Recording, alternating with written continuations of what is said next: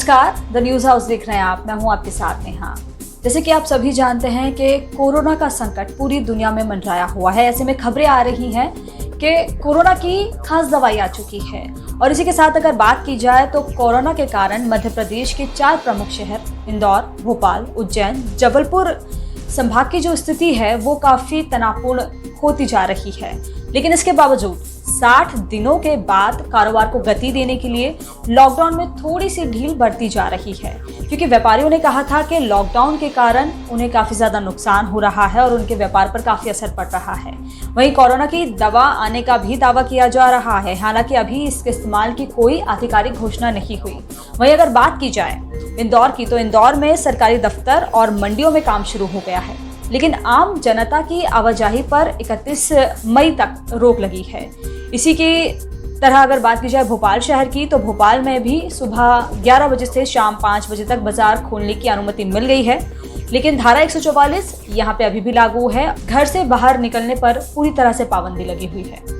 वहीं अगर उज्जैन शहर की बात की जाए तो उज्जैन शहर में 31 मई तक लॉकडाउन रहेगा और 1 जून से लॉकडाउन खोलने की तैयारियां की जा रही है। और इसी बीच अच्छी खबर उज्जैन वासियों के लिए, उज्जैन शहर के लिए ये मिल रही है कि जो 3 और 1 तराना में कंटेनमेंट एरिया था वो पूरी तरह से मुक्त हो गया है।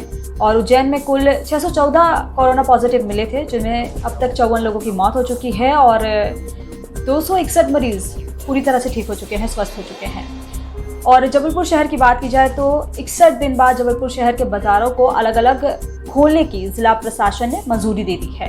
यहाँ बाजार सुबह 11 से शाम 5 बजे तक खुलेंगे, हालांकि कंटेनमेंट एरिया में पाबंदी जरूर रहेगी। जबलपुर में लगभग 220 कोरोना पॉजिटिव है और लगभग 9 लोगों की अब तक इसकी वजह से मौत हो चुकी है। हालांकि 150 मरीज स्वस्थ होकर अपने घर भी लौट गए हैं।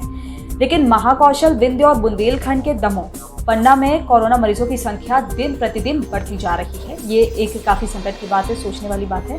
प्रवासी मजदूरों की वापसी के बाद मरीजों की संख्या में इजाफा भी हो रहा है। टिडोरी में 7, सिंगरौली में 4, बालाघाट में 3, नरसिंहपुर में 3, दमोह में 2, सतना, शहडोल, पन्ना, सीधी, मंडला, रीवा में एक और नए संक्रमित मरीज जो हैं कोरोना पॉजिटिव के मिल रहे हैं।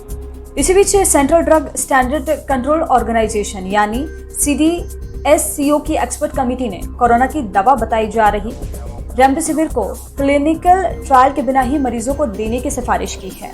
हालांकि दवा बनाने की अनुमति देने वाली संस्था CDSCO ने अभी इस पर कोई अंतिम फैसला नहीं लिया। दवा निर्माता अमेरिकी कंपनी गिलियाड साइंसेस ने भारतीय दवा कंपनीज के साथ समझौता किया है। इसके तहत सिप्ला और हिटेरो ने दवा बनाने और बेचने की अनुमति मांगी थी। दवा देने से पहले मरीजों की सहमति अनिवार्य होगी। ये दवा सिर्फ गंभीर मरीजों को दी जाएगी। मरीजों पर दवा के प्रभाव का अध्ययन भी किया जाएगा और सब ठीक रहा तो जून के अंत तक दवा जो है बाजारों में आ सकती है। अब ये तय नहीं है कि इसे केंद्र सरकार राज्य को सप्लाई करेगी या राज्य सीधे इसे खरीद सकेंगे। स्वास्थ्य मंत्रालय के एक अधिकारी ने बताया कि उनकी चर्चा के हिसाब से रेमडेसिविर की कीमत 75,000 से 3 लाख के बीच की हो सकती है।